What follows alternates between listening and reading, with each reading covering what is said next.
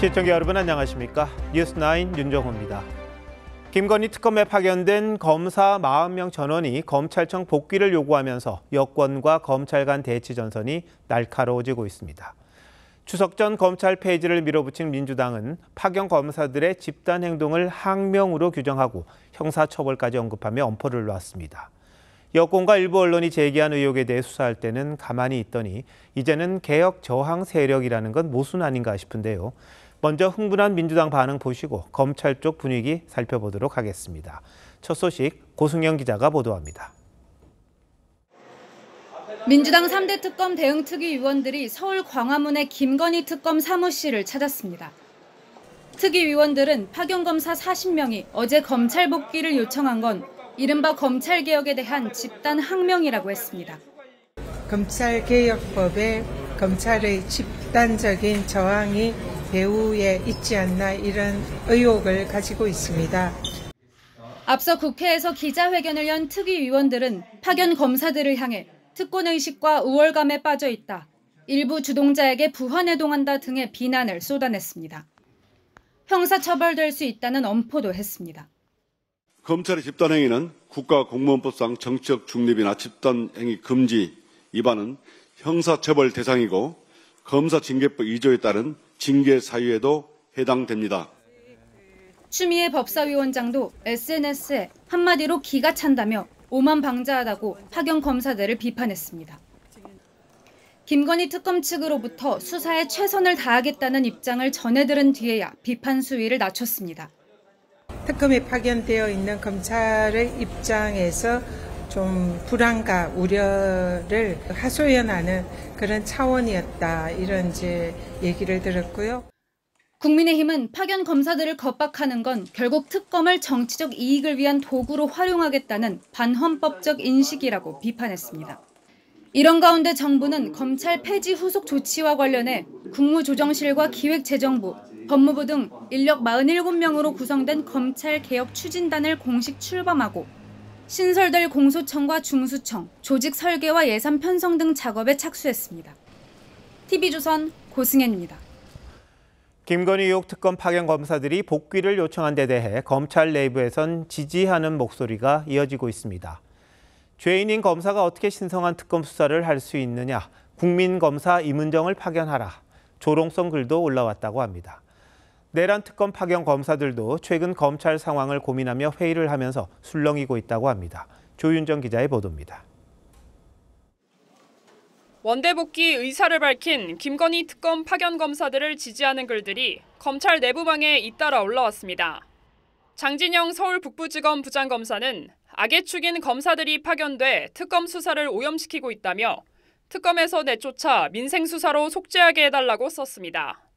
또 특검에 검사가 꼭 필요하면 국민의 대표들이 유일하게 신뢰하는 임은정 검사장을 보내달라고 했습니다.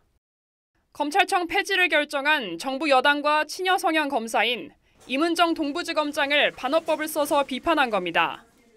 찐윤 검사들이 역시 검찰을 장악했다는 인사 사인일 수밖에 없어서 그 결과가 검찰 개혁을 갖다가 눈 가리고 아웅하는 수준의. 공봉숙 서울고검검사도 내부망에 파견 검사들의 복귀 요청을 환영하고 지지한다며 정부조직법의 핵심인 수사기소 분리가 특검에만 예외로 적용되는 건 모순이라고 했습니다. 이런 가운데 내란 특검 파견 검사들도 최근 자체 회의를 열고 검찰청 해체 등에 대해 논의한 걸로 알려졌습니다. 박지영 특별검사보는 논의는 한 것으로 아는데 외부의 공개 의견 표명은 없는 것으로 안다고 했습니다. TV조선 조윤정입니다. 이재명 대통령의 최측근인 김현지 제1부속실장의 이른바 국감 회피 논란으로 정치권이 연일 시끄럽습니다. 여당 내에서조차 출석 여부를 놓고 의견이 엇갈리는데요. 야당에선 김 실장의 차관급 인사 개입설까지 제기했습니다. 해당 인사는 명백한 허위라고 반박을 했는데 이 사실 여부를 떠나 비서관 한 명의 문제가 이처럼 이슈가 되는 상황 어찌 봐야 할지요. 한송원 기자입니다. 대통령실 우상호 정무수석은 언론 인터뷰에서 김현지 제1부속실장이 국회 100% 출석한다고 했습니다. 김 부속실장도 국회가 출석의 합의에 요구하면 응하겠다는 입장인 것으로 전해졌습니다. 국감 출석은 뭐 말씀드렸듯이 본인이 국회에서 결정하는 바에 100% 따르겠다라는 입장을 분명히 하고 있고 그 입장에는 변함이 없습니다. 민주당에선 김 실장을 국회로 불러 야당의 정치 공세에 노출시킬 필요가 없다는 의견과 당당하게 나오면 된다는 의견이 엇갈립니다. 일밖에 모르는 사람이에요. 그리고 사심이 없는 사람입니다. 저는 뭐 출석할 필요가 없다고 봐요. 네. 야당에서 국정감사의 목표인 것처럼까지 한다면 당사자가 그러면 제가 나가겠다 이렇게 할 것 같습니다. 안 나올 이유는 없거든요. 국민의힘은 이른바 성남 라인 핵심으로 이재명 대통령의 20년 측근인 김 실장에 대한 검증이 반드시 필요하다는 입장입니다. 김현지 비서관을 국회에 그리고 국민 앞에 세우면 안 되는 이유가 무엇인지 많은 의혹들이 진실임을 저는 스스로 인정한 것이라고 생각합니다. 국민의힘 김장겸 의원은 제보받은 내용이라며 김 실장이 자신의 대학교 은사를 산림청장으로 추천했다고 의심된다며 국회에 나와 해명하라고 요구했습니다. 산림청은 김인호 산림청장이 김 실장을 가르친 적이 없다며 은사라는 건 명백한 허위라고 반박했습니다. TV조선 한송원입니다. 김인호 산림청장이 김현지 실장과의 사제 관계는 부인했습니다만 두 사람은 오랜 기간 인연이 있었습니다. 이 대통령의 성남시장 재임 시절 성남시 지원을 받는 시민단체가 있었는데 이곳에서 7년 동안 함께 활동한 겁니다. 이 대통령이 배임 혐의로 수사받는 백현동 아파트 관련 공문에도 두 사람이 함께 등장한다는데 구체적인 내용은 이태희 기자가 취재했습니다. 2016년 6월 성남의제 21이란 시민단체가 성남시에 낸 백현동 개발 환경 영향평가 의견서입니다. 공문 하단엔 김현지 사무국장이라고 적혀있고 당시 신구대 교수였던 김인호 산림청장의 심의위원 의견서가 첨부되어 있습니다. 김 청장은 해당 시민단체에서 1998년 창립부터 2023년 해체 때까지 비상근 자문역을 맡은 걸로 전해졌습니다. 사무국장이던 김현지 부속실장과는 2011년부터 7년간 활동기간이 겹칩니다. 2014년에도 이 단체가 주최한 토론회에 김 실장과 김 청장으로 보이는 인물이 함께 자리한 모습도 있습니다. 여러 가지 사업을 할 때는 사업 하시고 할 때 같이 참여하시거나 하면서 같이 활동을 했죠. 국민의힘 김장겸 의원은 김 청장 해명대로 사제관계가 아니더라도 오래전부터 인연이 있던 건 맞지 않느냐며 김 실장의 인사추천 여부를 확인해야 한다고 주장했습니다. 굉장히 오래된 인연인 것 같고 김인호 산림청장을 추천하지 않았나 하는 것은 자연스러운 혹은 합리적인 의심이고 산림청은 해당 단체 활동 등에 대해 별다른 입장을 밝히지 않았습니다. TV조선 이태희입니다. 국민의힘이 민주당 소속 김경 서울시의원의 종교단체 3,000명 입당 의혹을 경찰에 고발했습니다. 의혹을 처음 제기했던 진종호 의원은 제보자와 시의원의 대화 녹음 전체를 추가로 공개했는데 개인정보 요구와 관련한 내용이 들어있었습니다. 민주당은 근거 없는 모함이라는데요. 변정형 기자가 보도합니다. 국민의힘 의원들이 서울지방경찰청에 고발장을 냅니다. 국민의힘은 종교단체 3,000명 입당 의혹과 관련해 민주당 소속 김경 서울시 문체위원장과 위원장실 직원을 공직선거법 등 6개 혐의로 고발했습니다. 정당 민주주의와 선거의 공정성을 심각히 훼손하는 중대한 범죄 행위로 보고 김 위원장이 어제 기자회견을 열고 녹취록은 악의적 조작이라고 주장하자 의혹을 폭로한 진종호 의원은 오늘 제보자와 김 위원장의 대화 녹음 파일 전체를 언론에 공개했습니다. 여기엔 김 위원장이 명단에 포함된 사람들의 개인정보를 직접 요구하는 내용도 있습니다. 네. 주민등록번호가 있어야 돼요. 뒷번호까지요? 네. 이런 자료들은 저도 이제 많이 있고 그럼 주민등록번호하고 통신사까지 받은 자료는 지금 하나도 없나요, 아직? 김 위원장은 전 체육단체 임원인 제보자의 지원 요구에도 긍정적 답변을 했습니다. 저희들한테 어떻게 지원을 해줄 수 있는지 최선을 다할 겁니다. 국민의힘은 김 위원장의 탈당은 꼬리 자르기에 불과하다며 대화에 언급된 김민석 총리의 가담 여부를 수사해야 한다고 주장했습니다. 선거 조작 시도에 김민석 총리가 연관되어 있는지 본인이 직접 밝히시고 조사에 당당히 임하시길 바라겠습니다. 그리고 의혹이 사실이라면 사퇴하십시오. 이에 대해 민주당 강득구 의원은 근거 없는 모함이라며 진 의원의 주장이 맞다면 자신이 사퇴할 테니 아니면 진 의원이 법적 정치적 책임을 져야 한다고 했습니다. TV조선 변정현입니다. 국정감사 때마다 기업인들을 대거 증인석에 세우는 모습 많이들 보셨을 겁니다. 민주당이 올해는 여당답게 기업 길들이기식 마구잡이 소환을 최소화하겠다고 했는데 실상이 그렇지도 않습니다. 각 상임위마다 기업인들을 대거 증인으로 채택하면서 망신주기 국감 재현될 가능성이 커졌습니다. 장윤정 기자입니다. 그제 국회 정무위원회 전체 회의에선 국정감사 증인을 놓고 일부 의원들의 항의가 이어졌습니다. 한화 김동관 부회장과 더본코리아 백종원 대표 등 법여권 의원들이 요청한 기업인들이 제외됐다는 이유였습니다. 더본코리아 백종원 대표 증인 신청을 작년과 올해 계속 연거푸하고 있는데 두 번 다 채택이 지금 안 되고 있습니다. 대단히 유감이고요. 제대로 반영이 안 되는데요. 특히 하나그룹 김동관 부회장, 하나오션 정인섭 대표, 태광그룹 이호진 전 회장. 정무위에서 증인 참고인으로 호출된 기업인은 계열사 부당 지원 관련 최태원 SK 회장, 온라인 불공정 거래 관련 김범석 쿠팡 의장 등 30명입니다. 전체 증인 참고인의 70%가 넘습니다.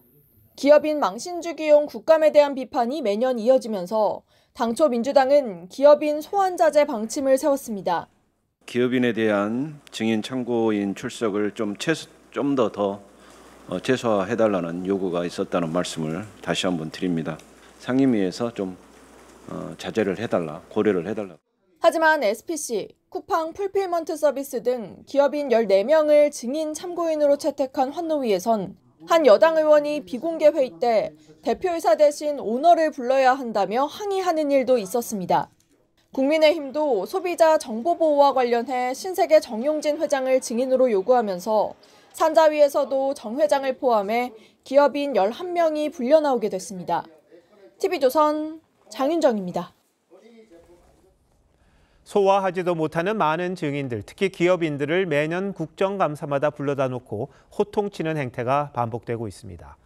국정감사의 본래 취지는 잊혀지고 의원들의 존재감 과시 무대가 된 지 오랜데요. 대안 없는지 신유만 기자와 따져보겠습니다. 신 기자, 국정감사에서 의미 있는 질의가 불가능한 이유가 있습니까? 네. 국회가 출석을 요구하는 국정감사 증인과 참고인 수는 매년 4,000명 전후입니다. 의원 1명이 국정감사 하루에 쓸 수 있는 질의의 시간은 1차 7분, 2차 5분, 보충 3분입니다. 답변까지 포함된 시간입니다. 증인이 워낙 많고 질의 시간은 한정적이니 심도 있는 대화가 어려운데요. 증인들은 한두 마디 답변을 위해서 몇 시간씩 대기하는 일이 부지기수고 의원들은 시간에 쫓겨 짧게 예, 아니오로 대답하라 이렇게 다그칩니다. 짧게 이야기해 주세요. 예, 아니오로 답변하십시오. 네, 근데 기업인들, 특히 총수들이 많이 국정감사장에 불려 나오는데요. 이게 국정감사 취지하고는 잘 맞지 않는다, 이런 지적도 있습니다. 그렇습니다. 증인으로 채택된 기업인 수는 보시는 것처럼 매년 100명에서 150명 정도입니다. 올해도 100명을 넘길 것으로 전망이 됩니다. 한 현직 보좌관은 의원과 보좌진들이 기업 총수 출석을 실적처럼 생각한다고 말했습니다. 거물급 기업인을 호통치는 모습을 SNS에 올리면 효과가 좋기 때문이라고도 했는데요. 국가 발전을 위한 의견 청취라는 국정감사 취지가 무색해졌다는 지적이 나옵니다. 행정부 감시보다는 국정감사에서 뭔가 한 방을 노리는 경향들이 있는 것 같아요. 존재감이라든지 매스컴의 주목이라든지 뭐 이런 것들을 할 수 있는 좋은 수단이잖아요. 이러다 보니 기업 총수들이 증인 목록에서 빠지려고 여러 가지 방법을 쓴다면서요. 그렇습니다. 기업의 국회 대관팀과 보좌관 출신 로비스트 등이 해마다 국정감사를 앞두고 활발한 물밑 활동을 벌이는데요. 로펌들은 직접 로비에 나서기도 하고 국정감사장에서 어떻게 하라는 식의 컨설팅을 통해 짭짤한 수익을 올리기도 합니다. 취재에 응한 또 다른 보좌관은 증인에서 빼주는 대신 지역구 현안 해결을 부탁하거나 기업으로부터 투자를 받는 식이라고 밝혔습니다. 매년 반복되고 또 문제도 많아 보이는데 대안 없을까요? 이제는 국회 차원에서 호통국감, 망신주기 국감 등의 관행을 개선할 때라는 지적이 나옵니다. 국회의원들도 인식 개선이 필요하다는 거죠.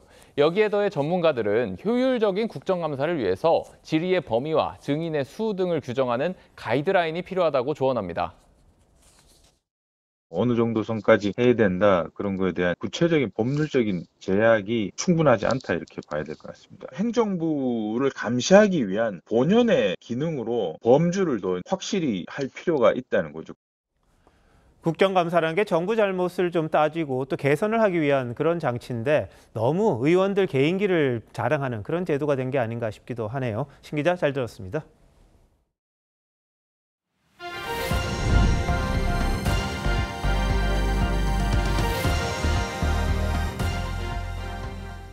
정성호 법무장관이 윤석열 전 대통령이 처우에 대해 불만을 털어놓고 있다며 거친 말로 비판했습니다. 제대로 된 식사를 하지 못한다는 변호인 발언을 겨냥한 건데요. 윤 전 대통령 측은 당뇨 환자에게 적절하지 않은 음식이 제공됐는지 확인하는 차원이었는데 사실관계도 제대로 알지 못하면서 왜 흥분하냐고 반박했습니다. 조유진 기자입니다. 윤석열 전 대통령은 지난달 26일 보석신문에 출석해 일정 팔평 독방에서 생존 자체가 힘들다고 말했습니다. 변호인단도 당뇨 환자인 윤 전 대통령이 건강이 악화됐고 재판 땐 식사조차 제대로 할 수 없다고 했습니다. 제대로 된 아침 식사를 하지도 못한 채 점심시간에는 컵라면과 건빵으로 점심 식사를 하였습니다. 그러자 정성호 법무장관은 오늘 SNS에 구치소 식사를 트집 잡아 밥투정을 부리고 있다며 호텔 숙박이 아니라고 비판했습니다. 또 곧 구치소에 투룸 배정과 배달앱이라도 설치해달라 요구하는 건 아닌지 참 뻔뻔하고 후안무치한 태도라고 했습니다. 이에 대해 윤 전 대통령 측은 당뇨 환자인 피의자에 빵과 건빵만을 제공한 것이 사실인지 여부를 확인한 것이라며 장관이라면 법무부를 통해 먼저 사실 파악을 똑바로 하는 것이 책임 있는 태도라고 맞받았습니다. 또 장관으로서 부끄러운 줄 알라며 보석신문 결과도 나오지 않은 상황에서 법무장관으로서 보석을 겨냥한 정치적 발언을 했다고 비판했습니다. 재판부는 이르면 이번 주 윤 전 대통령 보석 여부를 결정할 전망입니다. TV조선 조유진입니다. 민주당은 어제 지기현 판사에게 20차례 이상 룸살롱 접대를 했다는 제보를 받았다고 추가 폭로했습니다. 하지만 저희 취재 결과 해당 제보자는 대법원 조사에서 지 부장판사와 1년에 한 번 만나는 사이라고 진술했다고 합니다. 안혜리 기자의 단독 보도입니다. 정의찬 민주당 원내대표실 정무실장이 대법원의 지기현 부장판사 감사 결과를 비판하며 추가 의혹을 제기합니다. 제보자는 1년에 한 번이 아니라 지난 수년간 본인이 직접 20여 차례 룸살롱 접대를 했다고 말했습니다. 정 실장은 지기현 술자리 접대 의혹을 최초 제기한 사진 속 법조인에게 들은 내용이라고 설명했습니다. 그런데 대법원 윤리감사관실도 해당 제보자를 직접 조사한 걸로 확인됐습니다. 제보자는 대법원 조사에선 지 부장판사와는 1년에 한 번 정도 보는 사이라고 진술한 걸로 전해졌습니다. 이에 따라 대법원은 지 부장판사가 평소 비용을 냈고 문제의 사진이 찍힌 2023년 8월 이후엔 추가 만남이 없었다는 결론을 내렸습니다. 대법원 관계자는 윤리감사관실이 조사한 내용을 외부 의원들이 참여하는 감사위원회 심의를 거쳐 발표한 것이라며 조사 내용이 사실과 다르지 않을 것이라고 했습니다. 윤석열 전 대통령 내란 재판을 맡고 있는 지 부장판사를 둘러싼 양측의 주장이 첨예하게 엇갈리는 겁니다. TV조선 안혜리입니다. 오늘은 건군 77주년이 되는 날입니다. 이 대통령이 취임 후 처음으로 맞는 국군의 날 기념식에 참석해 전시작전 통제권 회복을 언급했습니다. 그동안 써오던 단어와는 달랐는데요. 궁극적인 목표이긴 합니다만 지금의 현실과 맞는지에 대해 냉철해야 한다는 지적도 있습니다. 최민식 기자입니다. 국방부 장관과 함께 열병 차량에 오른 이재명 대통령이 거수경례를 하며 도열한 장병들을 사열합니다. 충성! 군점사! 부대 열중시요. 이 대통령은 국군에 뿌리는 독립군과 광복군이라며 주권과 국민을 지키는 게 국군의 사명이라고 강조했습니다. 군 내부의 계엄잔재 청산을 강조하며 국민의 군대로 새로 태어날 것을 주문하기도 했습니다. 또 자주국방의 필요성을 강조한 이 대통령은 역사상 어느 때보다 강력한 국방력을 갖췄다며 전시작전권 회복 의지도 분명히 했습니다. 국군은 한미 동맹 기반 위에 전시 작전 통제권을 회복하여 대한민국이 한미 연합 방위 태세를 주도해 나가도록 하겠습니다. 기존 정부에서 써왔던 전작권 환수 대신 회복이란 표현을 썼는데 대통령실은 이 대통령이 직접 수정한 거라고 했습니다. 회복이라는 것은 원래 상태로 되돌린다라는 의미를 가지고 있지 않습니까? 이 원래라는 것을 좀 강조한, 거기에 방점을 찍은 단어이기 때문에 전작권 환수에 따른 안보 득실을 따지는 게 먼저란 지적도 나오는 가운데 대통령실은 구체적인 환수 시점을 언급할 단계는 아니라고 했습니다. 이 대통령은 오늘 기념식에서 해병대원 사망 사건에 윗선에 수사 외압이 있었다고 폭로했다가 항명죄로 기소됐던 박정훈 대령에게 보국 훈장을 수여했습니다. TV조선 최민식입니다. 오늘 국군의 날 행사 열병식엔 현무5 같은 우리 군의 핵심 자산이 등장했고 스텔스 무인기도 처음으로 공개됐습니다. 그런데 어둠도 있죠. 안규백 국방장관은 저출산으로 군 병력이 줄어드는 현실을 감안해 비전투 부대에 한해 외주를 주는 방안을 검토하고 있다고 했습니다. 이어서 지선호 기자입니다. 우리 공군의 T-50 전투기 8대가 흰 연기를 내뿜으며 하늘을 가릅니다. 이제 여러분 앞을 통과하며 날개를 활짝 펼치겠습니다. 공군 특수비행팀 블랙 이글스의 시범 비행입니다. F-35A 등 최신 전투기와 각종 헬기도 기동을 선보였습니다. 지상에선 정찰부터 정밀 타격까지 가능한 다목적 스텔스 무인기가 처음 공개됐습니다. 또 탄두 중량만 8톤에 달하는 현무5가 지난해에 이어 올해 다시 전시됐고 방산 효자 상품인 K9 자주포와 K2 전차도 위용을 뽐냈습니다. 방산 수출의 신화를 써내려간 K9 자주포.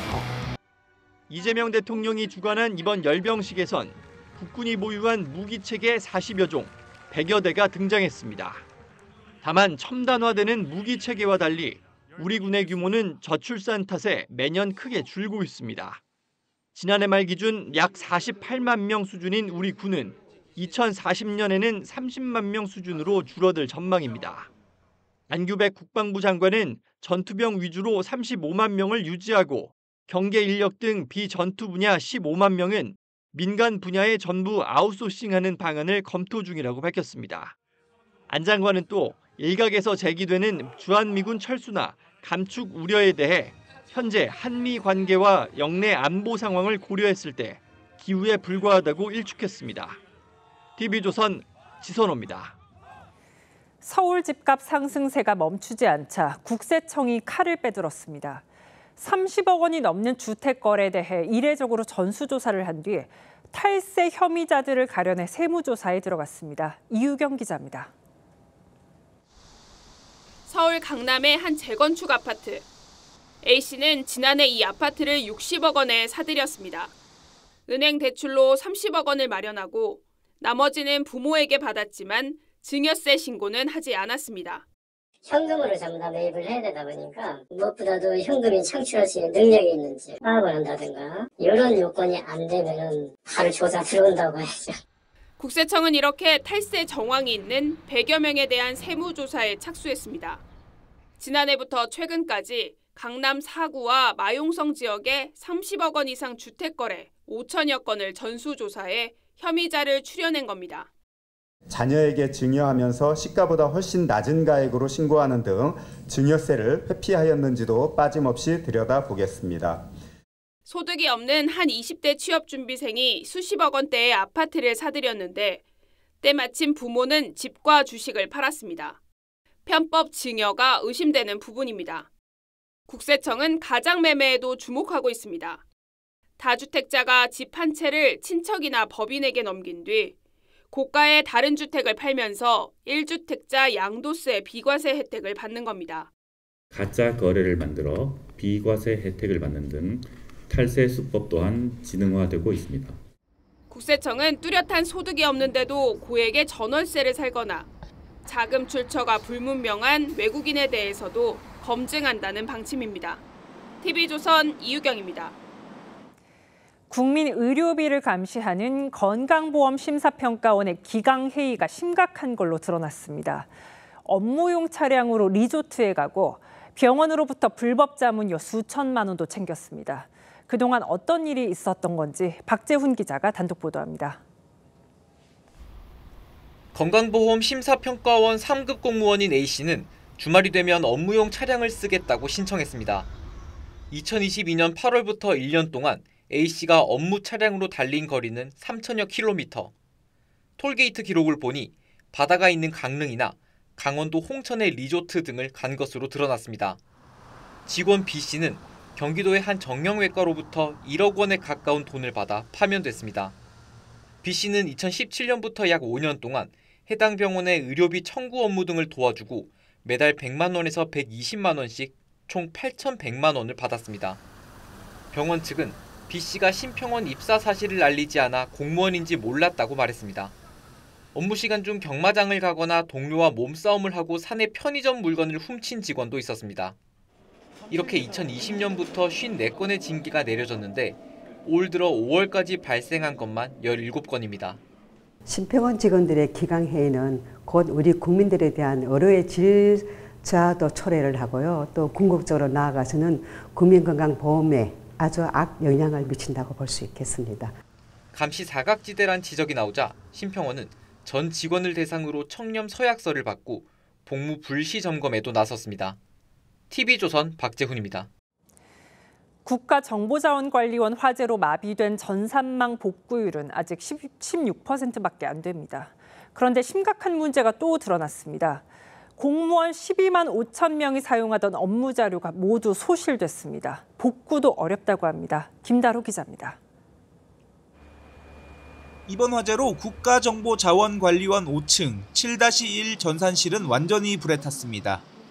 이 전산실에는 주요 1, 2등급 정보 시스템 96개가 있었는데 이 가운데는 공무원들이 사용하는 클라우드 기반의 자료 저장소인 G드라이브도 있었습니다.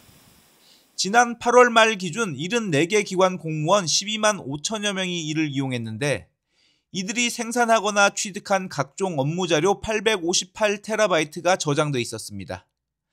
고화질 영화 29만 편에 해당돼 업무 차질이 불가피합니다. G드라이브는 지금 백업이 없어서 복구가 불가능한 상황으로 판단되고 있습니다. G드라이브는 부처마다 사용 편차가 큰데 인사혁신처는 지난 2016년 공시생 무단 침입 사건 이후 모든 업무용 자료를 G드라이브에 보관해왔습니다. PC에 저장돼 있던 임시 파일들을 복구하는 프로그램을 통해서 현안 어떻게든 최선을 다해서 대응을 하고 있는 상황이고, 경찰은 국정자원 관계자와 배터리 이전 업체 작업자 등 4명을 업무상 실화 혐의로 입건했습니다. 배터리 이전 과정에서 과실이 있다고 판단한 건데 배터리를 옮기기 전 방전 작업을 제대로 했는지를 중점적으로 들여다보고 있습니다. TV조선 김다로입니다. 수도권의 한 중학교 펜싱부에서 남학생이 동성 선배한테 반년 동안 성폭력을 당했습니다. 가해 학생 부모가 사과했고 경찰도 혐의가 인정된다며 사건을 넘겼지만 검찰은 1년이 다 되도록 기소 결정을 내리지 않고 있습니다. 신정원 기자가 단독 보도합니다. 중학교 펜싱부 선수인 A군이 지난해 8월 받은 정신과 소견서입니다. 성폭력을 당해 적응 장애를 겪고 있다고 적혀 있습니다. 경찰에 따르면 A군을 포함해 5명의 학생이 지난해 1월부터 7월까지 펜싱부 선배에게 성폭력을 당했습니다. 아이가 너무 창피하고 수치스럽고 그렇다고 말을 하더라고요. 가해자 학부모는 지난해 8월 피해자 측에 진심으로 사과한다고 했고 교육청은 지난해 10월 가해 학생을 강제 전학시켰습니다. 경찰은 지난해 9월 가해 학생을 강제추행과 유사 성행위 등 혐의로 검찰에 넘겼습니다. 하지만 검찰은 1년이 되도록 기소를 하지 않고 있습니다. 처음 사건을 맡은 수도권 지방검찰청이 가해 학생 거주지 지청으로 사건을 넘겼고 이후 보안 수사와 검찰 인사가 이어지면서 아직도 처리 중입니다. A군은 가해자 처벌이 늦어지자 펜싱 선수 생활을 그만두는 것까지 고민 중입니다. 검찰에서는 아이한테 한 번씩 부담됐다 이런 문자만 오고 본인이 겪었는데도 엄마가 이런 일 겪게 해서 겪어서 미안하다고. 취재가 시작된 뒤에야 검찰 관계자는 사건 기록을 아직 검토 중이라며 마땅한 처분을 하겠다고 밝혔습니다. TV조선 신정원입니다. 불법으로 수제 담배를 만들어 판매한 남성이 붙잡혔습니다. 초등학교 바로 옆에서 무려 4년간 일을 벌였습니다. 황재영 기자가 취재했습니다.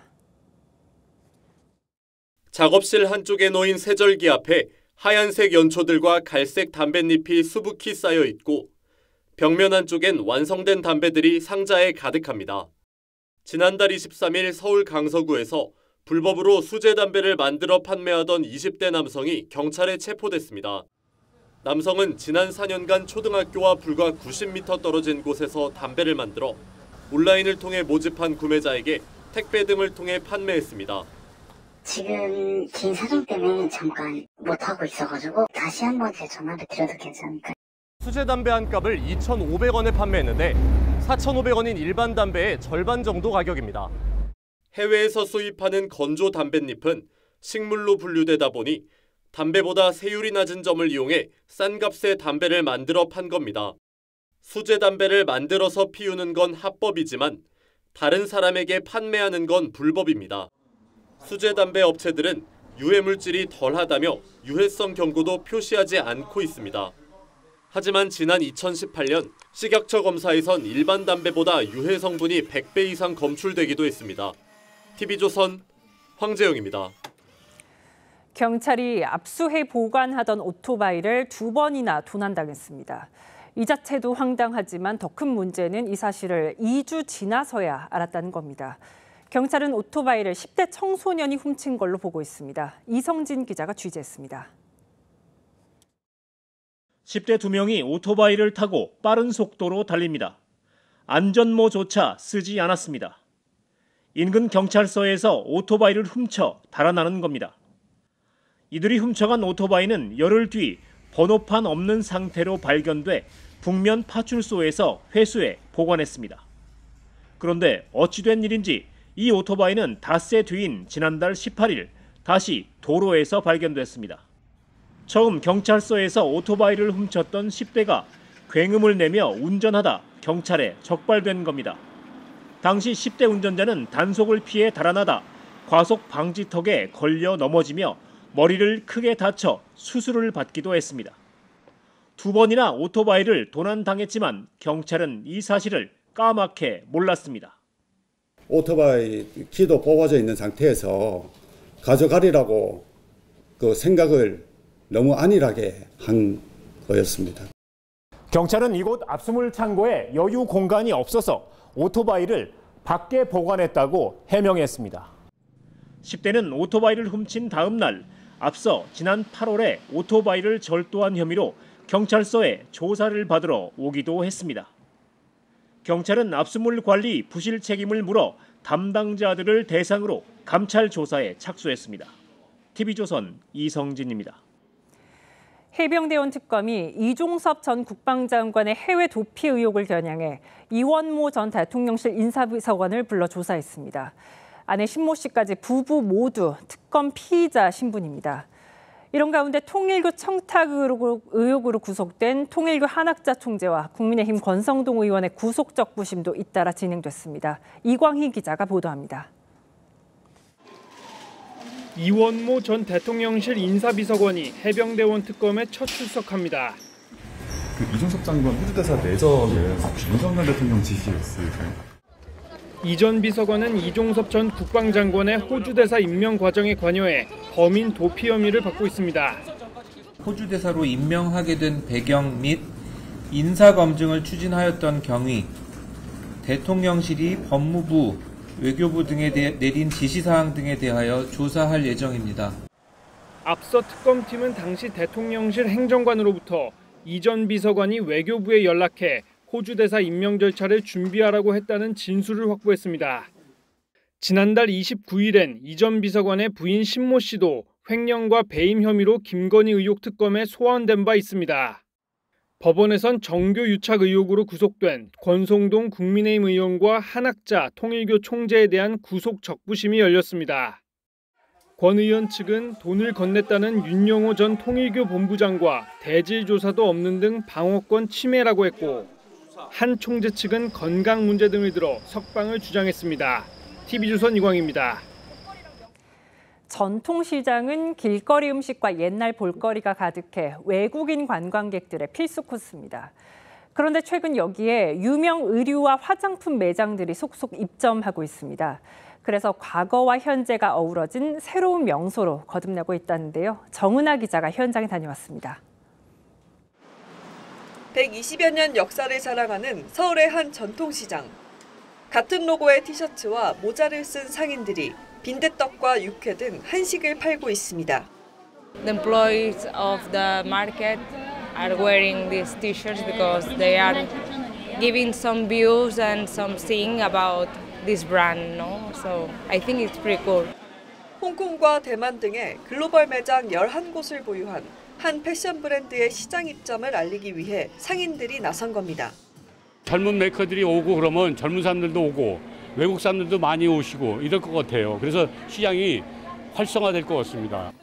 최근 이 시장에는 대형 커피 프랜차이즈 매장을 비롯해 여러 글로벌 의류 매장들이 새로 문을 열었습니다. 2달 전 오픈한 이 의류 매장은 평일 손님 중 70%가 외국인 관광객일 정도로 관광 성지가 됐습니다.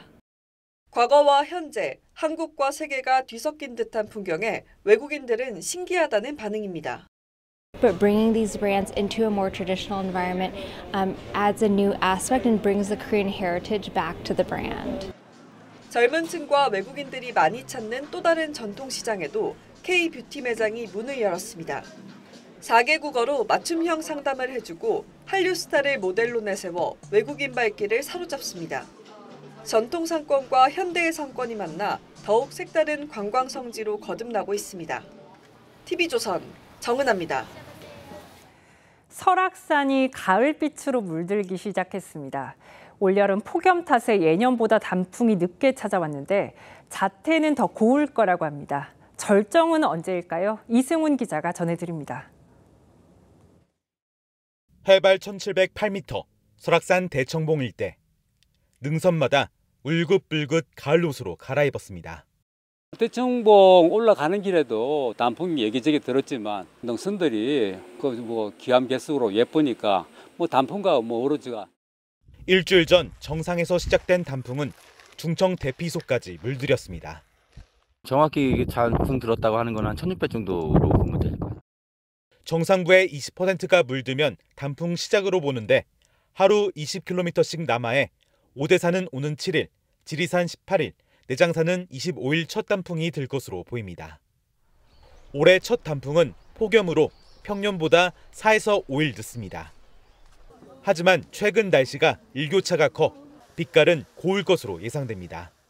색소가 들어가 있는데 일교차가 커지고 온도가 감소하면은 그 엽록소가 분해되는 게 더 빨라져요.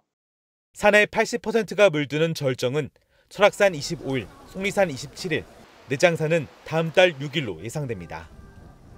국립공원공단은 탐방객 편의를 위해 단풍철 특별교통대책을 마련할 계획입니다.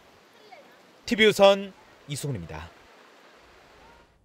미국 조지아주 구금 사태 이후 우리 정부와 미국이 재발 방지를 위한 비자 제도 개선을 논의해 왔는데 상용 비자와 전자 허가제만으로도 일정 작업을 할 수 있다는 점을 확인했습니다.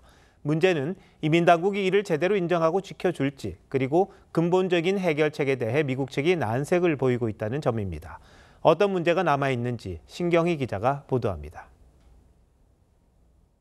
비자 제도 개선을 위해 한미 당국이 실무 협의를 벌인 결과 양측은 단기 상용 비자인 B1 비자의 활동 범위를 보다 분명히 했습니다. 미국 측은 B1 비자로 대미 투자 과정에서 한국산 장비를 설치, 점검, 보수할 수 있다는 점을 재확인했습니다. 무비자 전자여행 허가제도 에스타로도 B1 비자와 동일한 활동이 가능합니다. 지난달 미 당국은 조지아주 한국 공장 건설 현장에서 에스타를 사실상 관광 비자로 간주해 단속했습니다. 실제로 구금된 근로자 317명 가운데 170명이 에스타 입국자였습니다. 공항에서 되돌아오는 경우도 있었어요. 거절의 이유나 사유를 설명해주진 않았거든요. 근데 이제 다시 내보낼 수 있다는 확답을 받은 거죠. 양국은 이달 안에 대미 투자 기업들의 비자 소통을 전담하는 별도 데스크를 주한 미국 대사관에 설치하기로 했습니다. 다만 보다 근본적인 해결책인 한국 전문 인력 대상 별도 비자 신설에 대해선 미국 측이 입법적 제약을 이유로 난색을 보였습니다. 연방 상하원을 다 통과해야 되고 공동 발의자 숫자도 적은 상황에서 탄력을 받아서 통과시키는 그 과정이 그렇게 만만치는 않을 거고. 외교부는 별도 비자의 필요성을 꾸준히 제기하겠다는 방침입니다. TV조선 신경입니다. 도널드 트럼프 미국 대통령이 북한 비핵화 목표가 유효하지만 김정은 위원장과 조건 없는 대화도 가능하다는 점을 밝혔습니다. 미군 장성 800여 명을 모아놓고는 핵 전력 강화 의지도 드러냈는데 이 과정에서 군인의 자세를 언급한 게 논란이 되고 있습니다. 백대우 특파원입니다. 북한이 유엔 총회 연설에서 핵 포기는 없다면서도 미국과의 대화 여지를 남기자 우호적으로 대하는 나라들과의 다방면적인 교류와 백악관이 하루 만에 트럼프 대통령은 김정은과 아무 전제 없이 대화하는 것에 여전히 열려 있다는 입장을 밝혔습니다. 다만 미국의 대북 정책은 변함이 없다고 덧붙였습니다. 한국 언론의 질의에 답한 내용인데 북한 비핵화라는 원칙과 목표를 분명히 하면서도 대화 가능성 자체를 닫아버리진 않은 겁니다. 지난달 21일 비핵화 포기를 전제로 한 김정은의 대화 제안에 바로 다음 날 북한의 완전한 비핵화 달성을 위해 대화할 의향이 있다고 응수했던 것과 미묘하게 달라진 대목입니다. 트럼프 대통령은 전 세계 미군 장성들을 버지니아 해병대 기지에 불러 모은 자리에선 핵전력 강화를 예고했습니다. We're going to make our military stronger. I rebuilt our nuclear, as you probably know, but we'll upgrade that also. 장성 800여 명을 앞에 두고 진행한 트럼프 대통령과 국방장관의 간담회는 2시간 넘게 이어졌습니다. 트럼프는 국방부의 명칭을 전쟁부로 바꾼 데 따른 후속 조치도 시사했습니다. 헤그세스 국방장관은 남성들 가운데 가장 높은 체력 기준을 제시하면서 Era of unprofessional appearance is over. No more beardos. It's tiring to look out at combat formations and see fat troops. 좌파 이념이나 뚱뚱한 군인은 안 된다고 강조했습니다. 미국 워싱턴 DC에서 TV조선 백대우입니다. 이런 가운데 북중 간 밀착 행보가 두드러지고 있습니다. 최선희 북한 외무상이 중국을 방문한 데 이어 김정은 위원장도 시진핑 주석에게 축전을 보냈습니다. 이 때문인지 시 주석이 에이펙에 참석하면서 서울을 건너뛰고 바로 경주를 찾는 게 아니냐 이런 해석도 나옵니다. 어떤 내용인지 이채영 기자가 보도합니다. 북한 김정은 위원장이 중국 국경절 76주년을 맞아 시진핑 주석에게 축전을 보냈습니다. 국제 정세가 어떻게 변하든 북중 관계를 발전시키겠다는 내용이 담겼는데 북한 매체들도 이를 주요 보도로 다뤘습니다. 조중 친선을 끊임없이 심화 발전시키는 것은 우리 당과 공화국 정부의 확고부동한 입장입니다. 중국을 방문했던 북한 최선희 외무상은 중국 서열 2위 리창 총리가 직접 맞았습니다. 최선희는 방중 당시 이례적으로 김정은 전용기를 탔는데 미북 간 만남에 대한 중국의 지지나 오는 10일 북한 당 창건일에 시진핑을 초청하는 임무를 맡았을 가능성이 있습니다. 다만 우리 정부는 시진핑이 북한을 직접 방문할 가능성은 높지 않은 것으로 보고 있습니다. 시 주석이 에이펙 방문 때 서울 대신 경주만 찾을 가능성이 점쳐지고 국빈 방한 여부에 대해 확답을 하지 않고 있는 것도 북한을 의식한 것이 아니냐는 해석이 나옵니다. 북한과의 밀착에 다시 신경 쓰고 있는 중국 입장에선 시 주석이 한국을 국빈 자격으로 방문해 공동 성명을 발표하고 대대적인 환영을 받는 일을 부담스러워할 수 있다는 겁니다. 북한은 못 가는데 한국을 국빈 방문을 한다는 데 대해서 중국이 북한을 끌어들이는 이런 상황에서 부담이 있지 않았을까. 미국과 중국, 북한의 서로 다른 이해관계 속에 에이펙을 앞둔 우리의 외교도 어느 때보다 정교한 전략 마련이 필요한 상황입니다. TV조선 이채연입니다. 필리핀의 대표 관광지 세부섬 해역에서 규모 6.9의 지진이 발생해 대규모 인명피해가 났습니다.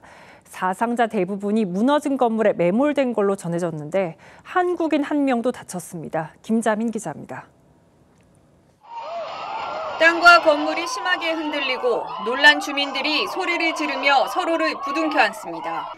다리를 건너던 오토바이들은 중심을 잡지 못한 채 쓰러지고 무대 위 미인대회 참가자들은 혼비백산에 도망칩니다. 현지 시간 어젯밤 10시쯤 필리핀 세부섬 북부의 해안 도시 인근 해역에서 규모 6.9의 지진이 났습니다. 환저집이 밀집한 산골 지역에 산사태가 덮쳤고 집에서 잠을 자던 주민들 상당수가 무너진 집에 깔렸습니다. 현재까지 최소 69명이 사망했고 부상자는 150명을 넘었습니다. 한국인 1명도 경상을 입은 것으로 확인됐습니다. Ang daming facility di na kaya dito balik sa 100년이 넘은 유서 깊은 성당 일부가 붕괴되는 등 세부섬 북부에 건물과 도로 파손이 잇따랐습니다. 대규모 정전과 상수도 파손으로 식수 부족까지 겹치자 당국은 비상사태를 선포하고 지원을 호소했습니다.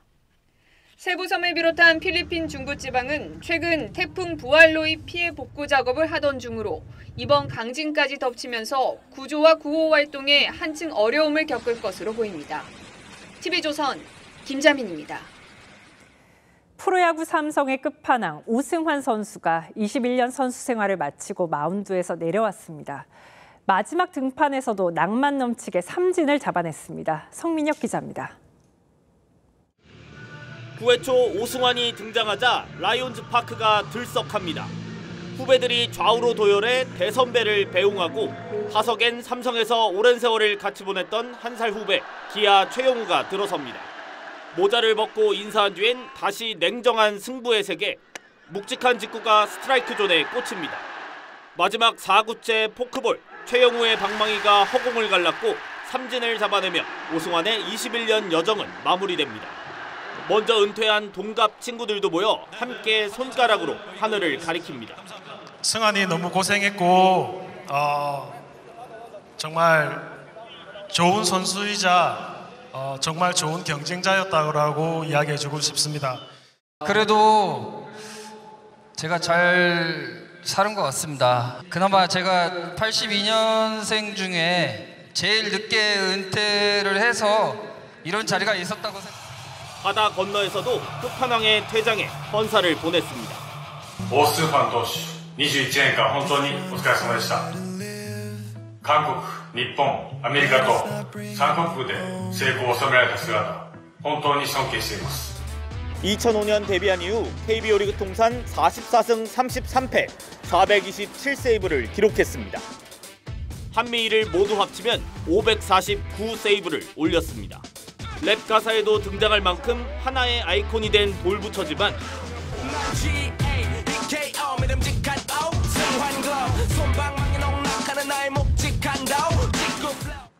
마지막 인사를 고할 땐 뜨거운 눈물을 쏟아냈습니다.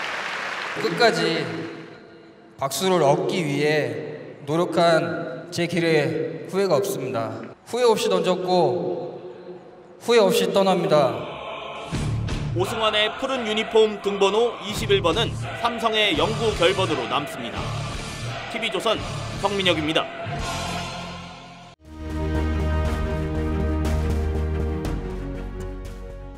He wants you here in 10 minutes or he shoots me in the face.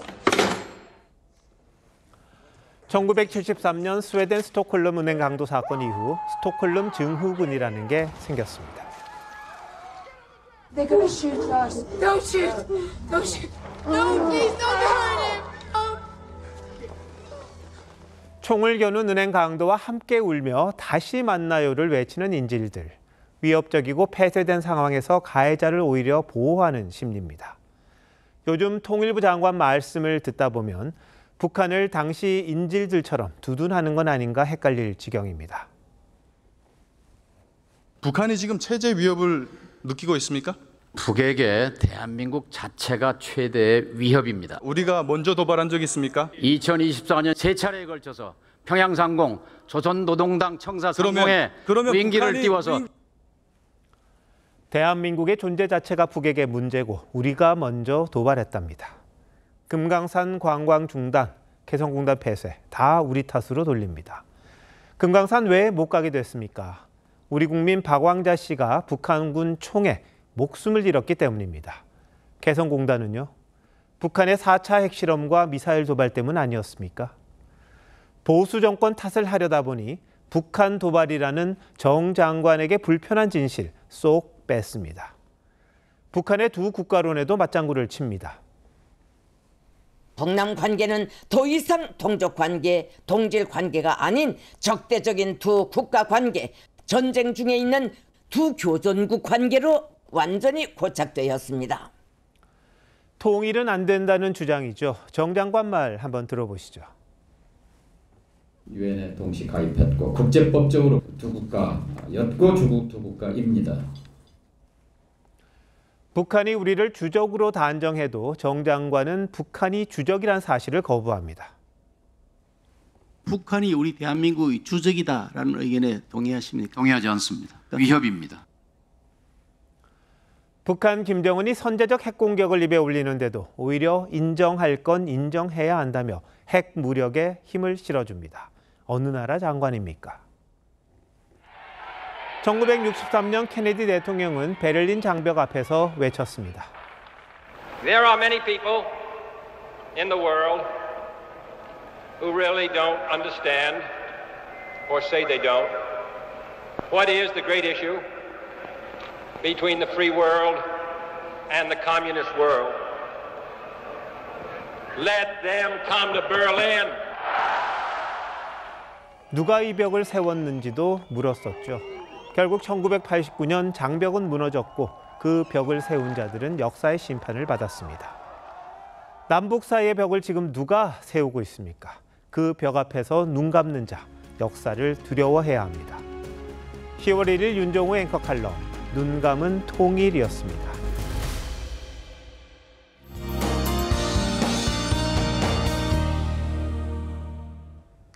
추석 연휴를 앞두고 비 소식 들어 있습니다. 내일 늦은 밤 전남과 제주도부터 비가 시작돼 연휴 첫날이자 개천절인 모레 수도권을 제외한 전국 대부분 지역으로 확대되겠습니다. 모레까지 제주 산간에 100mm 이상, 전남 남해안에 80mm 이상, 남부 내륙에도 최대 60mm의 비가 예상됩니다. 귀성길 도로 교통안전에 유의하셔야겠습니다. 내일 중부지방은 가끔 구름 많겠고 남부지방과 제주도는 대체로 흐리겠습니다.